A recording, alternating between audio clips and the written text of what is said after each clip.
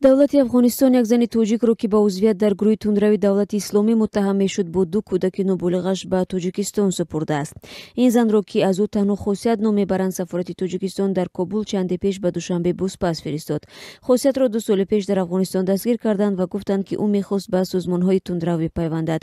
Шарофиддин Имомов, сафири Тоҷикистон дар Афғонистон, рӯзи 4 май дар суҳбат бо Радиои Озодӣ гуфт, пас аз суҳбат бо кормандони сафорат хосият ризо шуд то ӯро ба Тоҷикистон интиқол бидиҳанд. ин зан дар аввал мегуфт ки хоҳиши бозгашт ба Тоҷикистонро надорад. хосият 2 соли пеш дар Афғонистон боздошт шуд ва моҳи апрели соли 2017 дар як барномаи шабакаи аввали Афғонистон гуфт ки бо ҳадафи зиндагӣ дар давлати исломӣ ба ин кишвар омадааст. ӯ дар ин барномаи телевизионӣ мегуфт ки мо барои он омадем ки дар давлати исломии Афғонистон зиндагӣ кунем. инҳо моро гирифтанд ва гуфтанд ки шумо узви гурӯҳи давлати исломӣ ҳастед. мо ба ин хотир наомадем. мо барои он омадем ки моро ҳамчун як хоҳари мусулмон қабул кунанд ва дар кишвари исломӣ зиндагӣ кунем.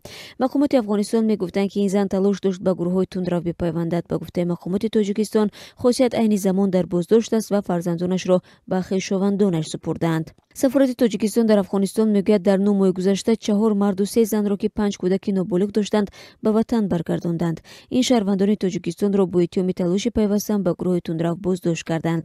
моҳи октябри соли гузашта мақомоти Афғонистон Сафаргул Одинаева, сокини 34-солаи Тоҷикистон, бо писари 5-солаш Умар ва 2 шаҳрванди дигари Тоҷикистон, Хушнуд Махсумифӣ, сокини 33-солаи Нояҳисор ва Ҷамолдин Ҳасанов, сокини 31-солаи шаҳри Душанберо ба Тоҷикистон супурданд.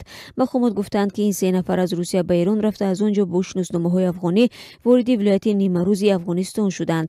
Сафаргул Одинаева низ ҳоло дар боздошт қарор дорад ва писарашро барои тарбия ба бибиву бобояш доданд. мақомоти Афғонистон мегӯянд ҳанӯз теъдоде аз занону мардони Тоҷикистон дар зиндони Афғонистон нигаҳдорӣ мешаванд, вале то худашон ризоят надиҳанд ба Тоҷикистон интиқол дода намешаванд.